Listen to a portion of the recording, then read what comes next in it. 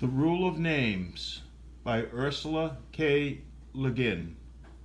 Part 1. Mr. Underhill came out from under his hill, smiling and breathing hard. Each breath shot out of his nostrils as a double puff of steam, snow white in the morning sunshine. Mr. Underhill looked up at the bright December sky and smiled wider than ever, showing snow-white teeth. Then he went down to the village. "Morning, Mr. Underhill," said the villagers as he passed them in the narrow street between houses with conical, overhanging roofs like the fat red caps of toadstools. "Morning, morning," he replied to each. It was, of course, bad luck to wish anyone a good morning. A simple statement of the time of day was quite enough, in a place so permeated with influences as Satins Island, where a careless adjective might change the weather for a week. All of them spoke to him, some with affection, some with affectionate disdain. He was all the little island had in the way of a wizard, and so deserved respect. But how could you respect a fat little man of 50 who waddled along with his toes turned in, breathing steam and smiling? He was no great shakes as a workman, either. His fireworks were fairly elaborate, but his elixirs were weak. Warts he charmed off frequently reappeared after 3 days. Tomatoes he enchanted grew no bigger than cantaloupes. And those rare times when a strange ship stopped at Satins Harbor, Mr. Underhill always stayed under his hill. For fear, he explained, of the evil eye. He was, in other words, a wizard the way Wall-Eyed Gan was a carpenter, by default.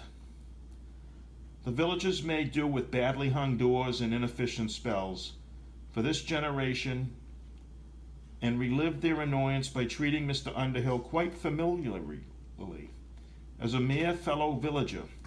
They even asked him to dinner.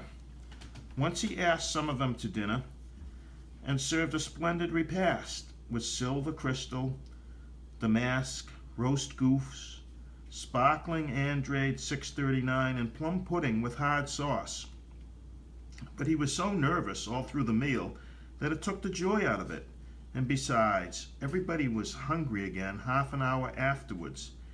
He did not like anyone to visit his cave, not even the anteroom, beyond which, in fact, nobody had ever got.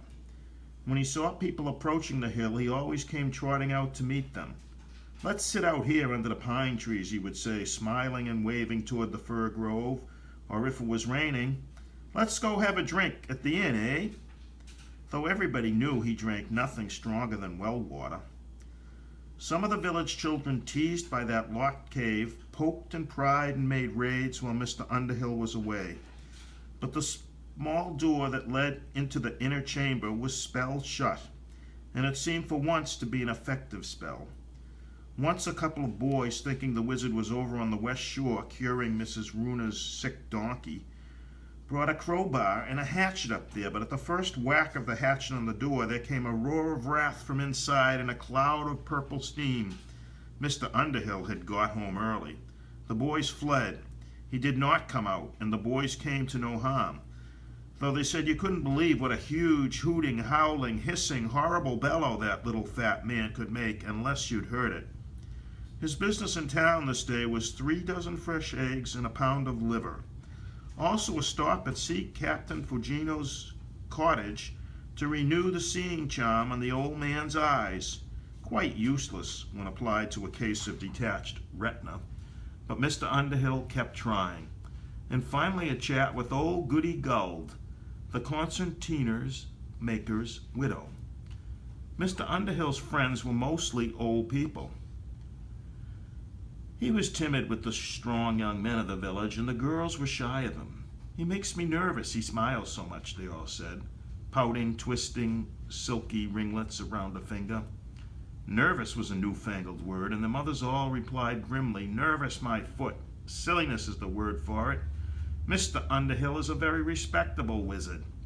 And leaving Goody Guld, Mr. Underhill passed by the school, which was being held this day out on the common. Since no one on Satins Island was literate, There were no books to learn to read from, and no desks to carve initials on, and no blackboards to erase, and in fact, no schoolhouse. On rainy days, the children met in the loft of the communal barn and got hay in their pants. On sunny days, the school teacher Polani took them anywhere she felt like. Today, surrounded by 30 interested children under 12 and 40 uninterested sheep under 5, she was teaching an important item on the curriculum: the rules of names. Mr. Underhill, smiling shyly, paused to listen and watch. Polani, a plump, pretty girl of 20, made a charming picture there in the wintry sunlight, sheep and children around her, a leafless oak above her, and behind her the dunes and sea and clear, pale sky. She spoke earnestly, her face flushed pink by wind and words.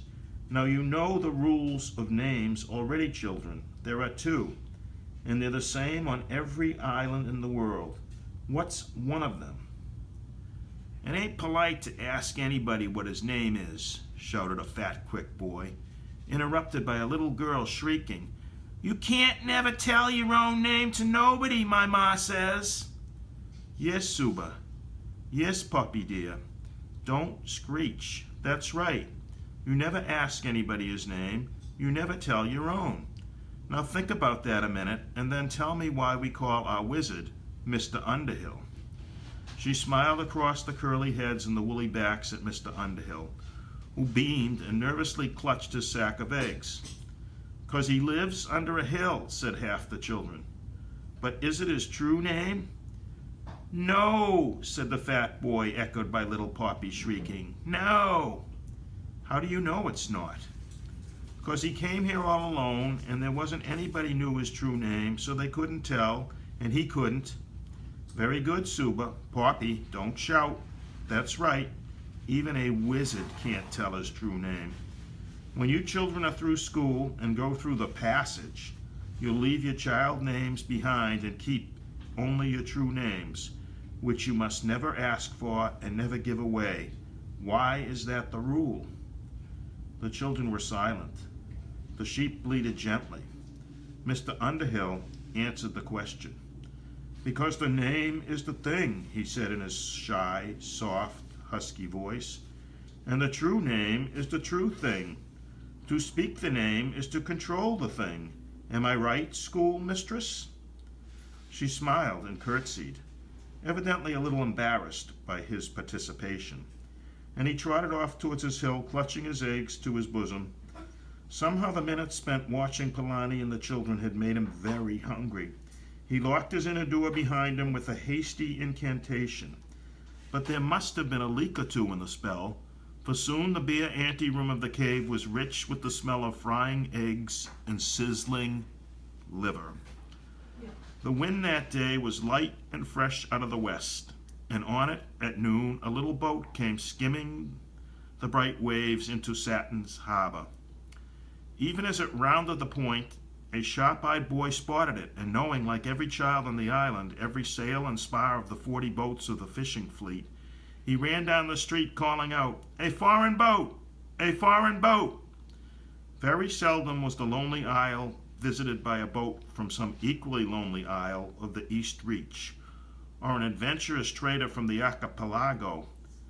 By the time the boat was at the pier, half the village was there to greet it, and fishermen were following it homewards, and cowherds and clam diggers and herb hunters were puffing up and down all the rocky hills heading toward the harbor.